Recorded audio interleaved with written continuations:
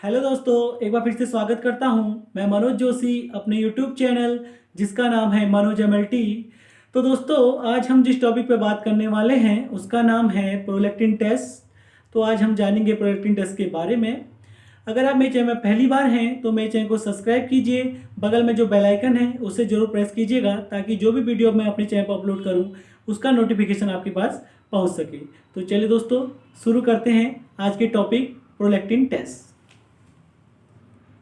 तो चलिए अब हम जानते हैं प्रोलैक्टिन के बारे में। तो सबसे पहले हम जानेंगे प्रोलैक्टिन क्या है। एक हार्मोन है जो कि प्रोड्यूस होता है हमारे एंटीरियर पिट्यूटरी ग्लैंड से, और जो एंटीरियर पिट्यूटरी ग्लैंड है उसमें भी लैक्टोट्रोफ सेल्स होती हैं, वहां से इसका क्या होता है, प्रोडक्शन होता है, ये प्रोड्यूस होता है। ठीक है, कहाँ से प्रोड्यूस होता है हमारा prolactin? Anterior pituitary gland by lactotroph cells. ठीक है, तो यहाँ पर जो हमारा पिट्यूटरी ग्लैंड है ये तो दो भाग में डिवाइड होता है, दो पार्ट्स में डिवाइड होता है, anterior and posterior.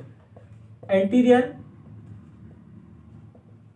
And posterior.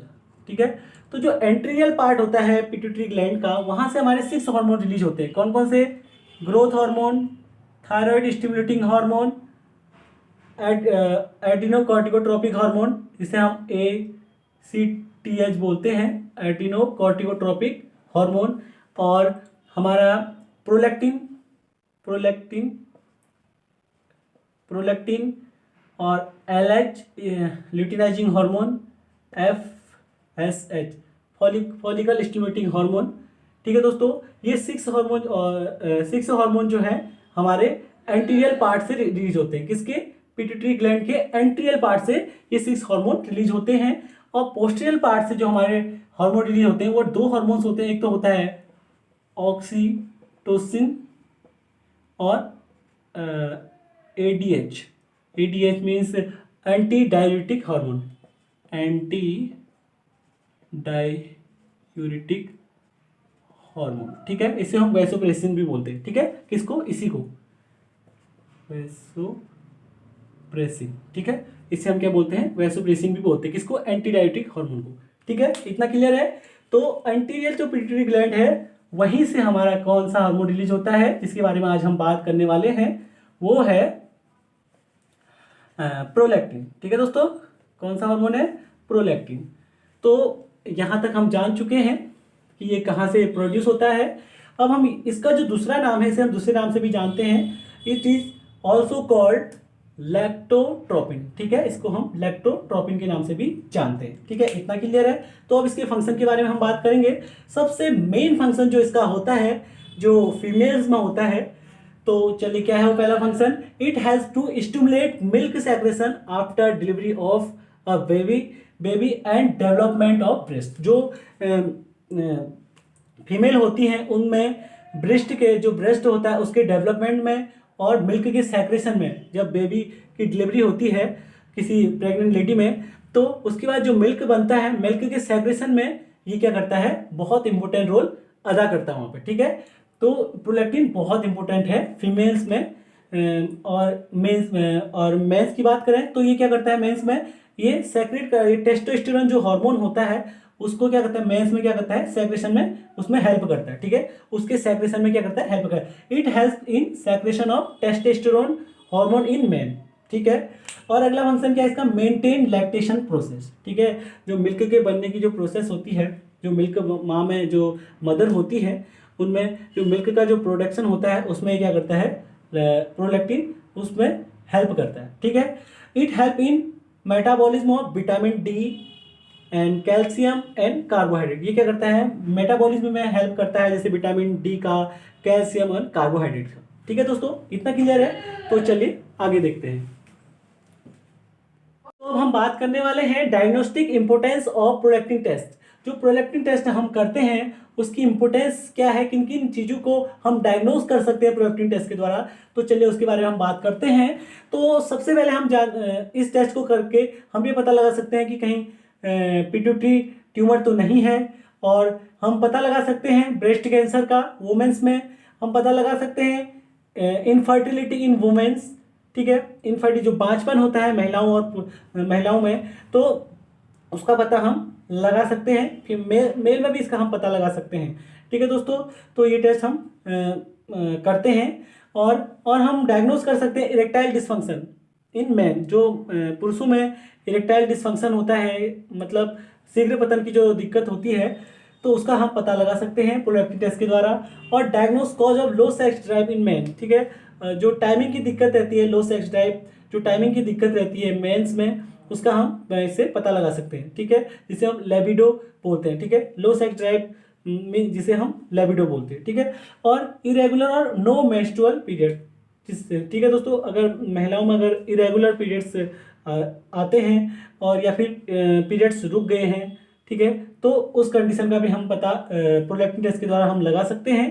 ठीक है दोस्तों, जहाँ पर हमारी जो मेंस्ट्रुअल साइकिल रुकी है उसको हम क्या बोल रहे हैं, एमिनोरिया। ठीक है, तो breast milk production that is not related to child birth. ठीक है, ब्रेस्ट मिल्क का प्रोडक्शन या फिर जो निकल रहा है अगर शादी से पहले किसी फीमेल का, तो उसका भी हम पता हम प्रोलैक्टिन टेस्ट के द्वारा हम लगा सकते हैं। लैक्टो, इसे हम बोलते हैं गलेक्टोरिया। ठीक है, शादी से पहले किसी का बहुत से केसेस में देखा गया कि फीमेल्स का क्या होता है, मिल्क निकलने लगता है, मिल्क सेक्रेट होने लगता है बहुत सी फीमेल्स में, तो उसे बोलते हैं हम गलेक्टोरिया से हम बोलते हैं। ठीक है, इतना क्लियर है। तो ये है डायग्नोस्टिक इंपोर्टेंस ऑफ प्रोलैक्टिन। चलिए आगे देखते हैं। तो हम बात करने वाले हैं कॉज ऑफ इंक्रीज प्रोलैक्टिन। तो हम जानेंगे प्रोलैक्टिन किन किन कारणों से बढ़ता है, तो वो कौन कौन से कारण हैं। जैसे अगर प्रेगनेंसी में हमारा जो प्रोलैक्टिन है वो हमें काफ़ी बढ़ा हुआ देखने को मिलेगा। और फिर अगर आपका पिट्यूटरी ट्यूमर है तब भी ये इंक्रीज दिखेगा आपको। इनफर्टिलिटी यानी कि बांझपन अगर किसी फीमेल में है तो तब भी ये देखने को मिलता है इंक्रीज का लेवल। ठीक है दोस्तों, और हाइपोथायरॉयडिज्म मतलब थायराइड का लो हो जाना आपका। ठीक है, उसमें भी ये इसका क्या होता है, आपको इंक्रीज देखने को मिलेगा। ठीक है, इंक्रीज देखने को मिलेगी हाइपोथायरॉयडिज्म में। लो सेक्स ड्राइव, इसमें भी आपको ये हाई दिखेगा। हाइपोथैलेमस ट्यूमर, अगर हाइपोथैलेमस का ट्यूमर है तब भी आपको ये बढ़ा हुआ दिखेगा आपको। ब्रेस्ट कैंसर में भी। और एमिनोरिया मैंने बताया कि जो पीरियड्स होते हैं उनका रुक जाना फीमेल्स में, मतलब अचानक रुक जाना किसी आपके पीरियड्स का। कि मैं मेनोपॉज की बात नहीं कर रहा हूँ, जैसे जो फीमेल्स होती हैं उनमें कभी कभी पीरियड्स रुक जाते हैं कुछ टाइम के लिए, तो उस कंडीशन में भी क्या है कि ये प्रोलैक्टिन का हम टेस्ट कराते हैं, तो तब भी हमें प्रोलैक्टिन बढ़ा हुआ देखने को मिलता है। किसमें, एमिनोरिया में। ठीक है, और फिर आता है गलेक्टोरिया। इसमें मैंने बताया कि फीमेल्स में जो शादी से पहले उनमें क्या होता है, मिल्क का सेक्रेशन होने लगता है उनके ब्रेस्ट से, तो उसे हम बोलते हैं लैक्टोरिया। तो इस कंडीशन में भी हमें इसका लेवल बढ़ा हुआ मिलेगा। ब्रेस्ट फीडिंग, अगर कोई माँ है अपने बच्चे को ब्रेस्ट फीडिंग कराती है, तो उनमें भी उन फीमेल्स में भी, उन महिलाओं में भी ये देखा गया है कि ये इसका जो लेवल है प्रोलैक्टिन का वो बढ़ा हुआ हमें देखने को मिलता है। ठीक है दोस्तों, ये सब आप अच्छे से समझ चुके होंगे कि किन किन कारणों से जो प्रोलैक्टिन का लेवल है वो हाई हो जाता है, इंक्रीज करने लगता है। तो अब हम बात करते हैं इसका जो नॉर्मल रेंज है उसकी हम बात करेंगे। अगर हम नॉर्मल रेंज की बात करें तो मेंस में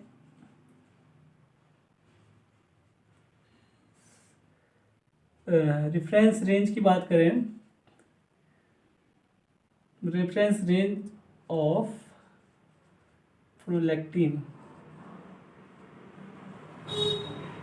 तो इसमें मेंस में हमें देखने को मिलता, इसका जो नॉर्मल रेंज रहता है वो रहता है लेस देन 20 नैनोग्राम पर ml। और जो वोमेन होती हैं, जो प्रेग्नेंट होती हैं, जो पहले नॉन प्रेग्नेंट की बात करें तो नॉन प्रेग्नेंट जो होती हैं उनमें ये रहता है इसका लेस देन लेस देन रहता है हमारा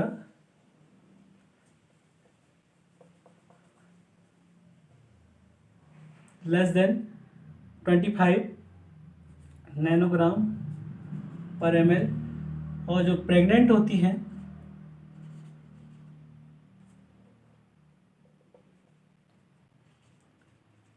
प्रेग्नेंट वुमेन में ये रहता है, वुमेन में रहता है ये 22-400 नैनोग्राम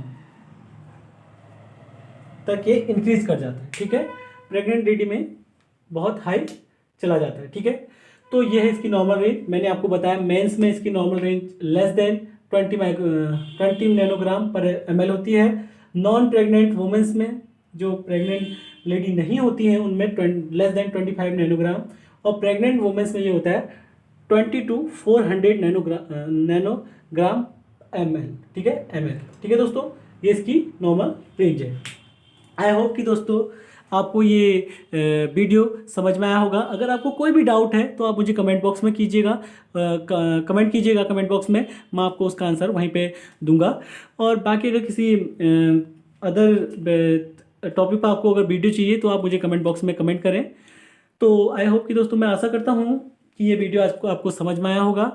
अगर आपको ये समझ में आया है, अगर आपके लिए हेल्पफुल है, तो प्लीज़ मेरे चैनल को सब्सक्राइब कीजिएगा और बगल में जो बेल आइकन है उसे ज़रूर प्रेस कीजिएगा और अपने दोस्तों को ज़्यादा से ज़्यादा इस वीडियो को शेयर कीजिएगा। तो आज के लिए बस इतना ही, मिलते हैं अपने नेक्स्ट वीडियो में। थैंक यू दोस्तों।